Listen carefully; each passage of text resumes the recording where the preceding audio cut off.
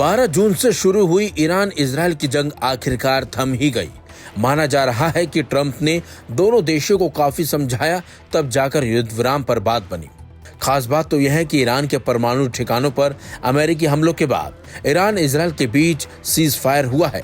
जी हाँ, युद्ध विराम से पहले अमेरिका ने ईरान के परमाणु ठिकानों पर हमला किया था, जिसे लेकर ट्रंप ने दावा किया था कि ईरान का परमाणु कार्यक्रम पूरी तरह से तबाह हो चुका है। हालांकि अब इस दावे को लेकर एक बड़ा और चौंकाने वाला खुलासा हुआ है। एक रिपोर्ट में बताया गया कि अमेरिकी हमलों के बाद ईरान का परमाणु कार्यक्रम केवल कुछ महीनों के लिए ही प्रभावित हुआ है। अमेरिका की तरफ से 21 जून को ईरान के 3 प्रमुख परमाणु ठिकानों फोर्डो, नतांज और इस्फहान में भारी बमबारी की गई थी। इस हमले के बाद राष्ट्रपति ट्रंप ने दावा किया था कि ईरान का परमाणु कार्यक्रम पूरी तरह से नष्ट हो चुका है। हालांकि एक खुफिया रिपोर्ट में सामने आया है कि परमाणु कार्यक्रम पूरी तरह से खत्म नहीं हुआ, बल्कि कुछ महीनों पीछे खिसक गया है। इस रिपोर्ट के सामने आने के बाद अमेरिका के दावे पर कई तरह के सवाल उठने लगे हैं। रिपोर्ट में खुलासा हुआ है कि फोर्डो, नतांज और इस्फहान में स्थित परमाणु ठिकानों को नुकसान तो पहुंचा है, लेकिन वो नष्ट नहीं हुए हैं। जंग की शुरुआत के साथ ही अमेरिका ने साफ कर दिया था कि वो ईरान को परमाणु हथियार बनाने नहीं देगा।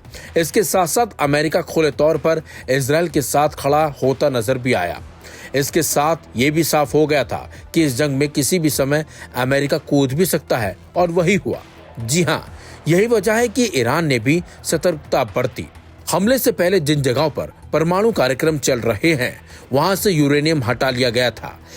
Aim right, achieve big. At KR Mangalam University, we provide you the platform to turn your dreams into reality.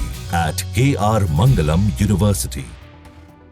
कई रिपोर्ट में ऐसा कहा जा रहा है कि करीब 400 किलोग्राम यूरेनियम ईरान ने पहले ही अपनी साइटों से हटा लिया था, जिसकी तमाम तस्वीरें भी आई थी, और उनमें दावा किया गया था कि आसपास जो सेंटर हैं, ठिकाने हैं, परमाणु केंद्र हैं, वहां पर ट्रक नजर आए थे, और उन ट्रकों की मदद से ही ईरान ने यूरेनियम और कुछ जो वहां मुख्य चीजें थी, सामान थे, उनको भी वहां से हमले से पहले ही हटा लिया गया था।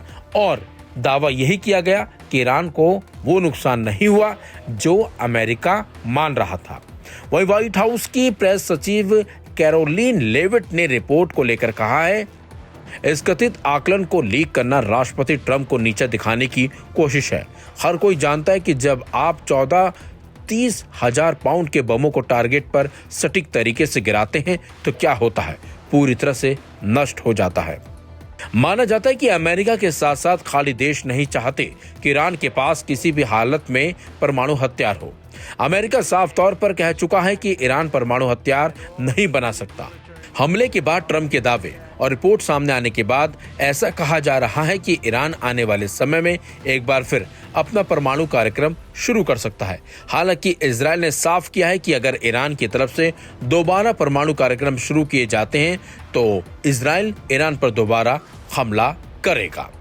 यही वजह है कि ईरान और इजराइल के बीच पिछले लंबे समय से तनाव देखने को मिल रहा था। ये तनाव 12 जून को संघर्ष में तब्दील हो गया था, जब दोनों ही देशों ने एक दूसरे पर मिसाइलों और ड्रोन से हमला कर दिया था। इन हमलों में 600 से ज्यादा लोग मारे गए हैं, वहीं हजारों लोग घायल हुए हैं। 18 तारीख को अमेरिकी राष्ट्रपति ट्रंप ने कहा था कि वह अगले 2 हफ्तों में विचार करेंगे कि ईरान पर हमला करना है या फिर नहीं। हालांकि ट्रंप के इस बयान के 72 घंटे बाद ही अमेरिका ने ईरान के परमाणु ठिकानों पर हमला कर दिया था। इस हमले के बाद ट्रंप ने शांति की अपील भी की थी। इसके बाद ही 24 जून को सीजफायर का ऐलान किया गया।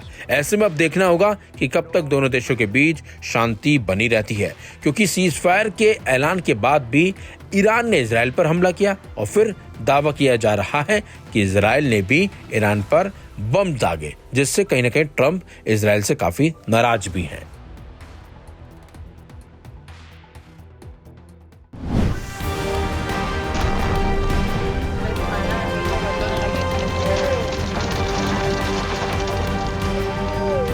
ईरान इजराइल के बीच चल रही जंग को लेकर अमेरिकी राष्ट्रपति ट्रंप ने तमाम दावे किए थे।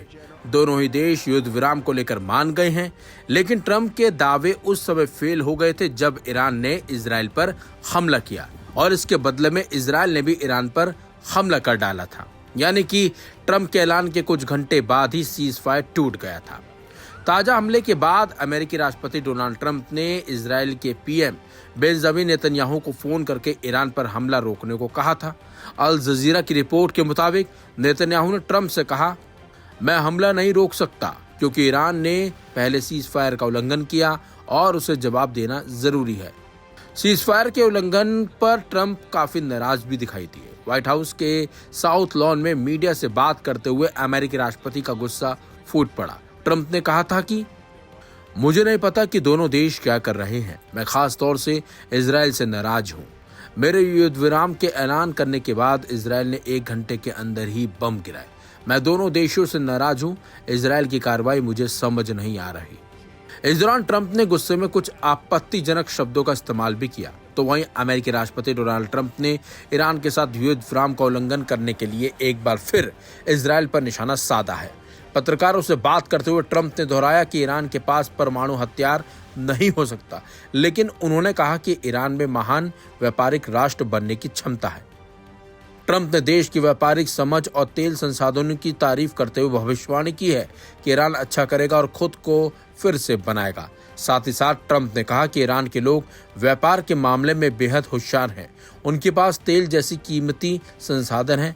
Aim right, achieve big. At KR Mangalam University, we provide you the platform to turn your dreams into reality. At KR Mangalam University. अगर वो सही दिशा में आगे बढ़े तो वो निश्चित रूप से फिर से खुद को खड़ा कर सकते हैं और आर्थिक रूप से बहुत सफल हो सकते हैं। ट्रंप ने इजराइल की सैन्य कार्रवाई पर नाराजगी जताई और संकेत दिया है कि इस तरह के कदम क्षेत्र में स्थिरता को नुकसान पहुंचा सकते हैं। साथ ही साथ ट्रंप ने कहा कि अमेरिका हमेशा से शांति का पक्ष धर रहा है, लेकिन किसी भी देश द्वारा युद्ध विराम का उल्लंघन किया जाना स्वीकार्य नहीं है, चाहे वो सहयोगी ही क्यों ना हो। फिलहाल ट्रंप इजराइल से काफी नाराज दिख रहे हैं और ईरान की जमकर तारीफ करते नजर आ रहे हैं, जबकि ट्रंप ने ईरान पर हमला करने में इजराइल की पूरी मदद की है। यहाँ तक कि खुद भी ईरान के परमाणु ठिकानों पर अमेरिका ने ताबड़तोड़ हमले किए थे और दावा किया था कि उन्होंने सभी जो परमाणु केंद्र हैं उनको तबाह कर दिया है, लेकिन ईरान ने इन दावों को खारिज कर दिया था।